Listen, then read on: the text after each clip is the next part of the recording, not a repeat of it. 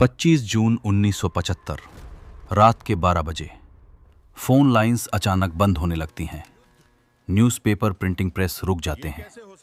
Political leaders को उनके घरों से उठाया जाता है बिना किसी वार्निंग के, और सुबह होने तक इंडिया वैसा देश नहीं रहता जैसा कल था। अब आप सोच रहे होंगे, क्या उस वक्त वॉर हुआ था या कोई फिर मिलिट्री कूप? नहीं, ये सब हुआ जनता द्वारा चुने गए एक सरकार के ऑर्डर पर, और इसी घटना को हिस्ट्री में कहा जाता है इमरजेंसी, जिसे हिंदी में हम आनी बानी कहते हैं। लेकिन सवाल यह है कि एक डेमोक्रेसी में ऐसा कैसे हो सकता है? इसका जवाब समझने के लिए हमें इतिहास में थोड़ा पीछे जाना पड़ेगा। 1970 के दशक का इंडिया स्थिरता से काफी दूर था। देश की अर्थव्यवस्था स्ट्रगल कर रही थी। महंगाई इतनी बढ़ चुकी थी कि आम आदमी के लिए रोटी और तेल भी महंगा हो गया था। अनएम्प्लॉयमेंट का दर भी बहुत बढ़ चुका था, और सरकार पर भ्रष्टाचार के आरोप बढ़ते जा रहे थे। लोगों के अंदर निराशा बढ़ रही थी, और इसी फ्रस्ट्रेशन को एक दिशा देने के लिए एक नाम सामने आता है, जयप्रकाश नारायण। लोग उन्हें जेपी कहते थे। उन्होंने एक मूवमेंट शुरू किया जिसे कहते हैं टोटल रेवोल्यूशन। यह सिर्फ गवर्नमेंट के खिलाफ आंदोलन नहीं था, यह सिस्टम को चेंज करने की डिमांड थी। स्टूडेंट्स, वर्कर्स, मिडिल क्लास, हर जगह से लोग उनके साथ जुड़ने लगे। रोड्स पर प्रोटेस्ट्स होने लगे, नारे गूंजने लगे, और दिल्ली में प्रेशर बढ़ने लगा। फिर आता है एक टर्निंग पॉइंट। 12 जून 1975 इलाहाबाद हाई कोर्ट एक हिस्टोरिक जजमेंट देता है। कोर्ट कहता है इंदिरा गांधी ने इलेक्शन रूल्स वायलेट किए थे, और उनका 1971 का इलेक्शन अवैध डिक्लेयर कर दिया जाता है। सोचिए, एक सिटिंग प्राइम मिनिस्टर को अचानक से इल्लीगल डिक्लेयर हो जाए।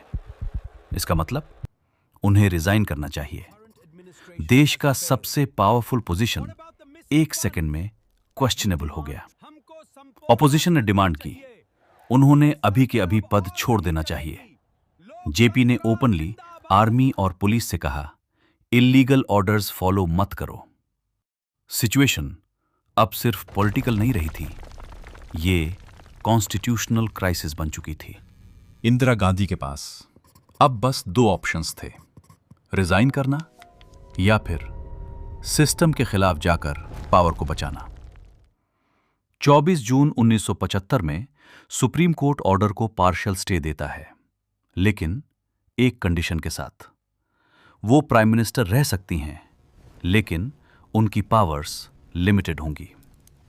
ये एक कॉम्प्रोमाइज था, लेकिन ग्राउंड रियलिटी में प्रेशर कम नहीं हुआ। और फिर आती है वो रात, 25 जून की रात, जब तत्कालीन प्रधानमंत्री इंदिरा गांधी प्रेसिडेंट फखरुद्दीन अली अहमद को रिकमेंड करती हैं कि अब वो इमरजेंसी डिक्लेयर करे।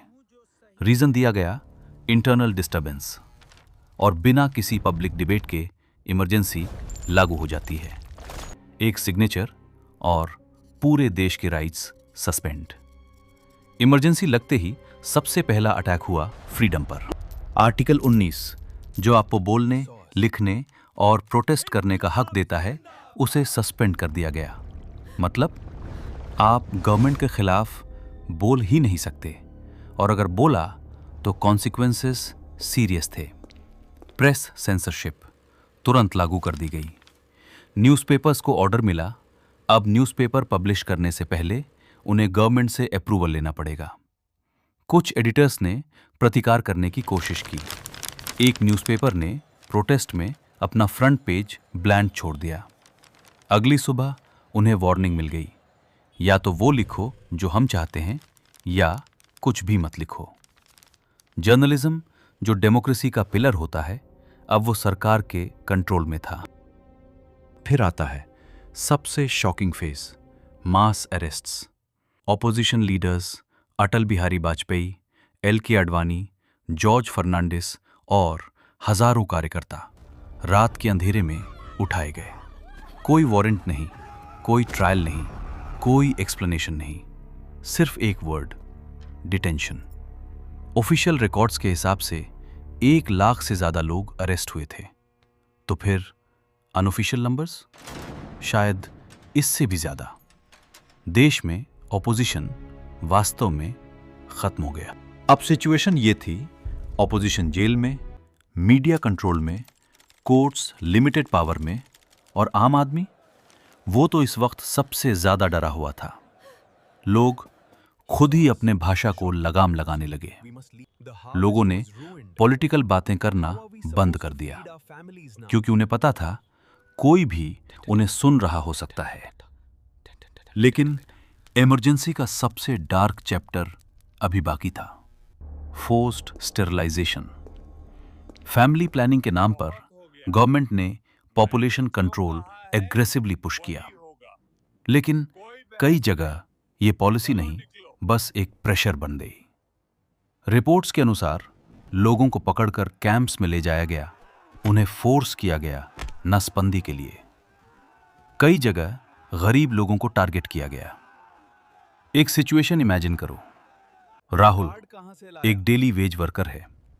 उसे पुलिस रोक लेती है और कहती है ऑपरेशन करवाओ वरना रेशन कार्ड कैंसिल। अब सोचिए, एक आदमी जो रोज कमा के खाता है, उसके पास चॉइस क्या है, ऑपरेशन या भूख? और ये सिर्फ एक इंसान की कहानी नहीं थी, ऐसे हजारों लोगों की रियलिटी थी। इमरजेंसी के दौरान स्लम क्लियरेंस भी एग्रेसिवली किया गया। सिटीज को मॉडर्न बनाने के नाम पर गरीब लोगों के घर तोड़ दिए गए, उन्हें रिलोकेट किया गया। लेकिन उचित सुविधाओं के बिना गवर्नमेंट के लिए यह डेवलपमेंट था, लेकिन इससे आहत हुए लोगों के लिए यह सर्वाइवल क्राइसिस बन चुका था। अब सबसे इंटरेस्टिंग सवाल, अगर गवर्नमेंट के पास इतनी पावर थी तो इमरजेंसी खत्म क्यों हुई? 1977 अचानक इलेक्शंस अनाउंस किए गए। शायद उनकी सोच ये थी कि मीडिया अब हमारी कंट्रोल में है, ऑपोजिशन को भी दबाया हुआ है, मतलब हम आसानी से ये इलेक्शन जीत जाएंगे। लेकिन रियलिटी कुछ और थी। जब लोग वोट देने गए, उन्होंने अपनी आवाज इस्तेमाल की, वो आवाज जो 21 महीनों से सरकार द्वारा दबाई गई थी। रिजल्ट, एक बड़ा झटका।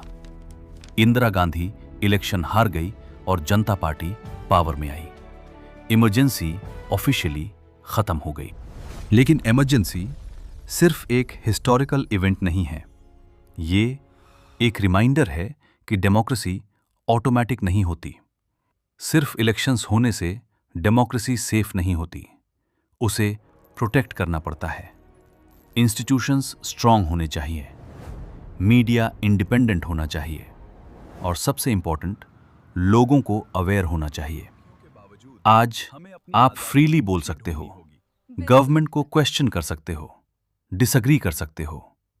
ये सब बेसिक लगता है, लेकिन हिस्ट्री ने यह दिखा दिया है ये सब एक रात में छिन भी सकता है।